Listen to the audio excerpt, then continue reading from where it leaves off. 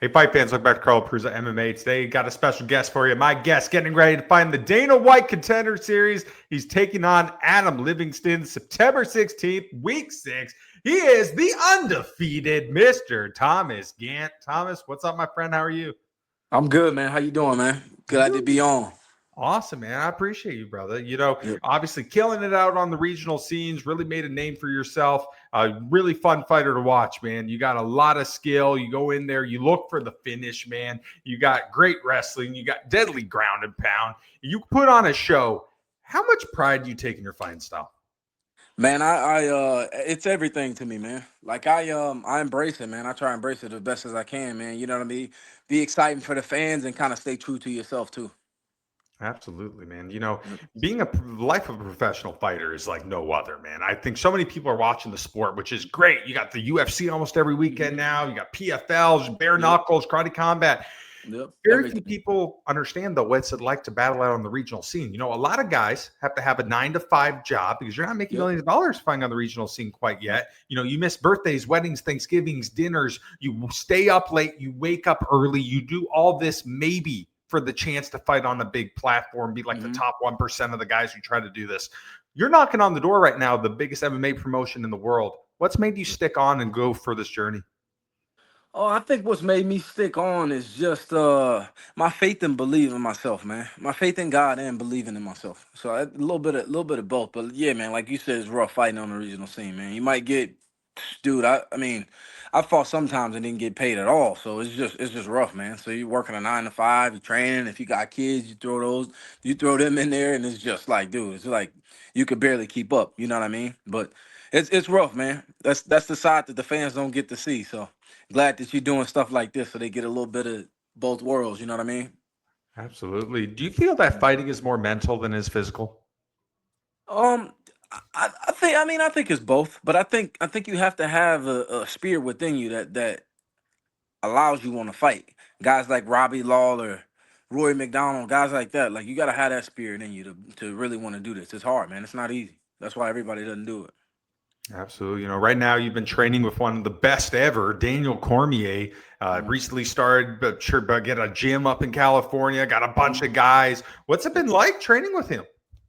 Oh man, it's fun, man. I've been enjoying it, man. It's fun. It's kind of eye opening because you go from North Carolina, like training at not like a small gym or whatever, and then you come out here and it's just like, oh, like this is a little bit different. You know what I mean? And two, I don't have my kids out here, so it's a lot better. I get to train, go to sleep, train, go to sleep, wake up, rinse, repeat, do the same thing.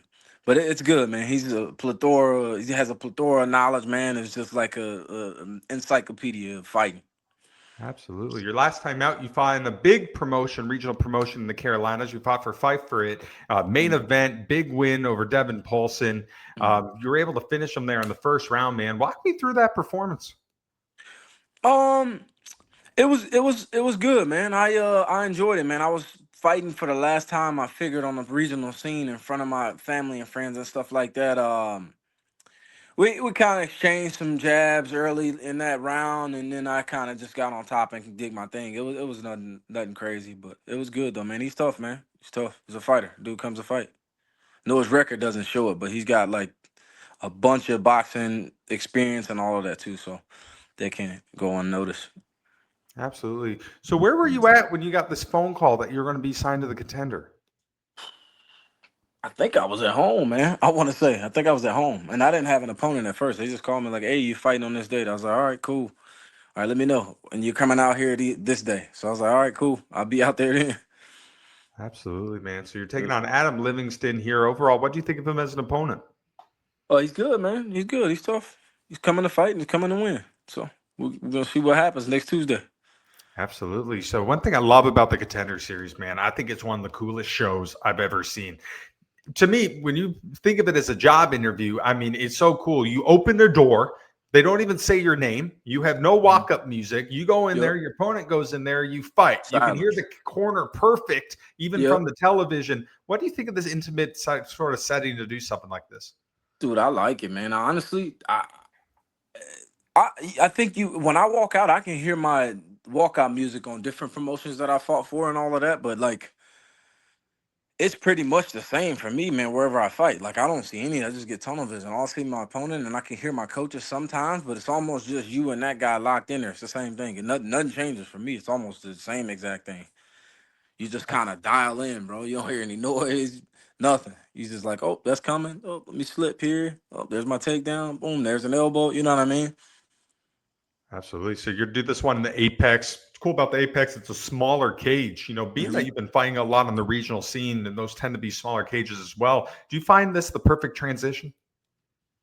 Um, I don't really even like get into that too much, man. I think the cage size is just a cage size. I don't think about that too much. I'm coming in there to do one job, and that's to finish this guy. So all of that stuff's just noise. You know what I mean? In my mind, at least, it may be different for other guys, but for me, it's just noise. Absolutely. Have you already done all like the pre stuff? Have you been up there do the media stuff before the series yet? Yeah, I did it early August, I want to say, or late July, something like that. Because I did that before I even had an opponent. An opponent. What was that Just like, man? Being up there, Vegas, seeing the PI, being see T-Mobile Arena, seeing all these Mhm. things, fight capital of the world. Did that kind of get you really pumped? Oh, it was cool, man. But funny thing about it, I coached wrestling for the last couple years, and I've been involved in wrestling on the international scene for like the last 6, 7, I want to say. We go out to Vegas 2, 3 times a year, so it was kind of routine for me. I've been out there probably 20 times before that, so I've seen all that stuff and whatnot already. It was a little bit different, like getting picked up and stuff like that, but pretty much same thing, man. Routine, man. I'm just a normal, average guy, man. Absolutely. You mentioned that wrestling background. We see so many great fighters that have that wrestling background and really able to drive fights. With that wrestling background, do you feel that made the transition to MMA a lot smoother and quicker? Yeah, my transition to MMA was a little bit unique because I think I kind of stayed in wrestling too long. I feel like I should have been fighting a lot earlier, and now I'm just at a point to where I'm like, this is what I'm doing now. This is what I'm all in, and I'm indulging all of it. So I kind of left the wrestling thing behind, man, and kind of went full fledged MMA now. Combat sports, everything. There you go. Yep. You mentioned that you also train guys, you coach other fighters, other wrestlers. Yep. Do you get more nervous when you're watching those guys you train compete than when you actually go out there and do it? Bro, way more nervous, bro. Way more nervous. I guess because I competed in wrestling a lot, and it's just almost routine, like I was saying earlier. But man, when your friends fight, man, I'm out there like I'm almost shaking a little bit. I'm like, oh man, stomach's bubbling. You got butterflies, all of that. My guy Chopperline just fought in LFA, dude. I was like rough, man. I was like, oh man. Then when he knocked him out, I'm like, oh, it's all over. Like it's all good now. But it's way worse when your boys fight. Absolutely. It's kind of crazy when you look at the progression of mixed martial arts. 20, 25 years ago, people were calling MMA human cockfighting. It wasn't legal in every single state. And now Yeah, look how big it is, man. You have so many guys in the UFC now. They're making more money in it than they ever have yep, before. It's kids are watching it at the dinner table. They're competing in jiu-jitsu now, 6, 7 years old. I mean, it's so culturally accepted. When you yep. first started watching this stuff, did you ever envision a time like right now? To be honest, man, I don't think I started watching till college, I want to say, man. So I kind of got into the game late too, but just seeing like the old documentaries and stuff, yeah, it's crazy, man. It was like night and day. You got dudes in gis and wrestling shoes fighting in the cage, and now people, it's like a legitimate sport. So yeah, it's crazy. It's been crazy, man. Crazy progression, man. Absolutely. In this day and age, one thing that we're really starting to see is the entertainment and personality part of mixed martial arts. And don't get me wrong, hmm I think like it's always been there because, Yep. you've seen Tank Abbott back in the day and Ken Yep. Shamrock and Tito Ortiz and Chael Sonnen. And obviously Conor McGregor comes, the whole thing gets Blows up. revolutionized. Yep. Now you have social media. The fights are made literally on social media now. Guys Yep. calling each other out. It's pretty cool thing. For you, man, you're a guy, you stick to who you are. You're a Yep. naturally charismatic guy. You have your own Yep. personality. You're not forcing anything. How important is it for you to stay who you are and stick to yourself?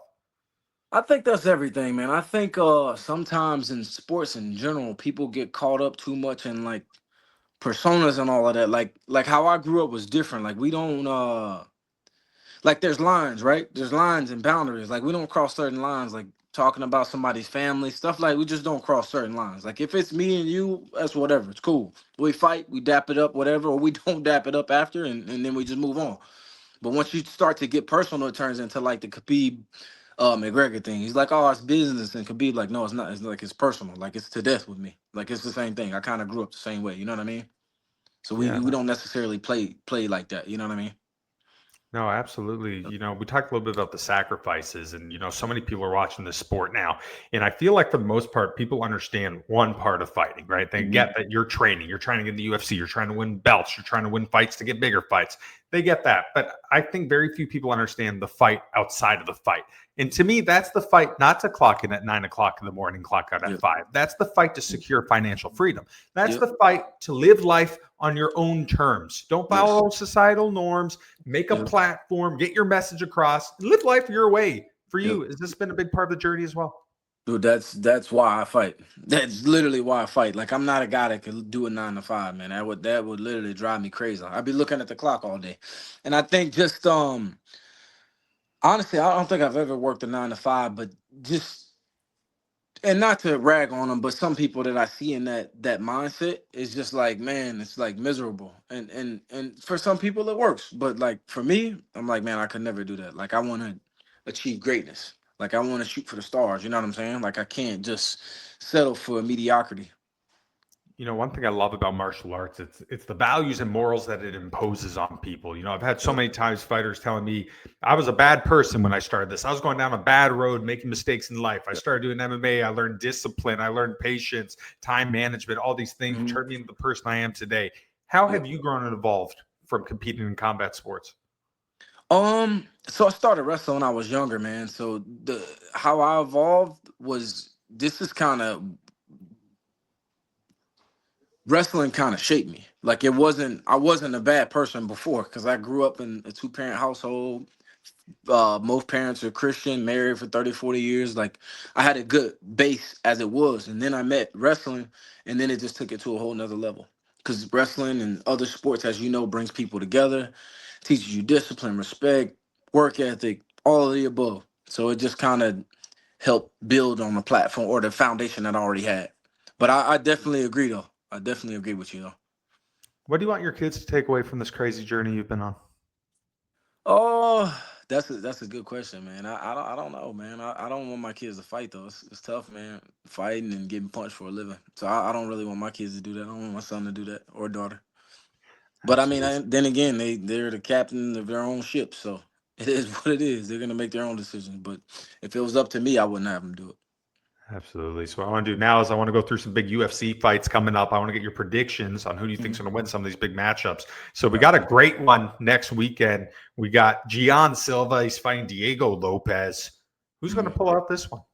Dude, that's a good one, man. I don't know, man. If off the top of my gun to my head, I'd go Diego, man. That dude's tough, man. He's tough. He's long, rangy. He can do it all.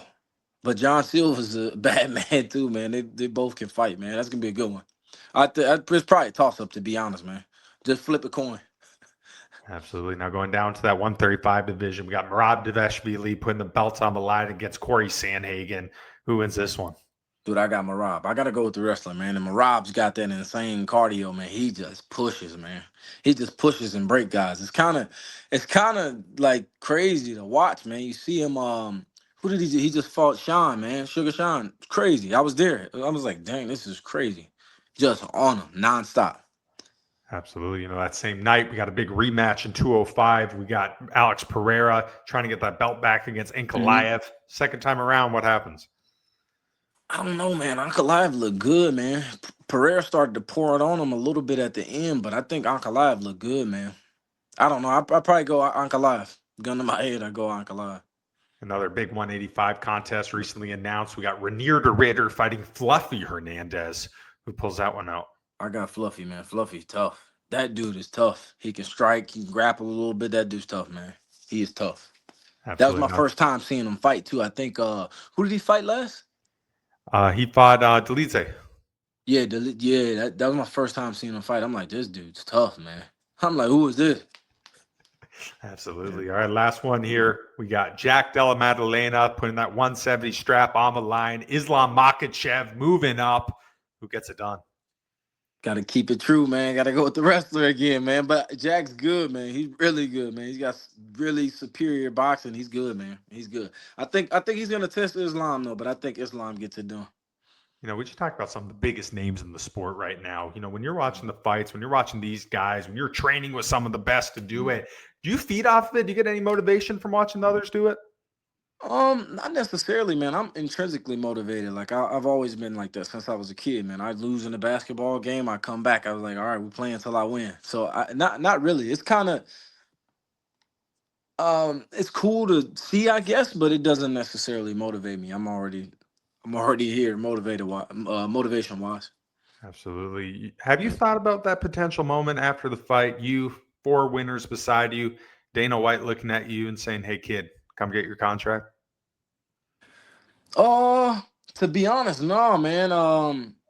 I kind of let my fighting do the talking, man. If I get in there and do what I'm supposed to do, that's gonna happen regardless. So I don't necessarily think about that. Absolutely. For you, what would it mean to be able to fight in the UFC? Um, it'd be good, man. But I'm gonna be the champion. I'm gonna be the champion. That's what's gonna happen. So once I get that belt wrapped around my waist, then that's gonna be the defining moment, the come to Jesus moment. Like this is it. Absolutely. It's kind of interesting when you talk about people's goals. Obviously, you mentioned the champion, but what do Mhm. you want to leave behind in this sport? What kind of impact do you want to leave on martial arts?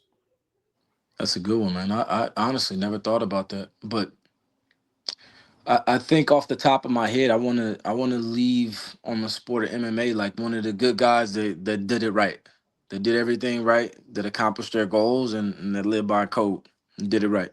So that's Absolutely. probably what I want to leave.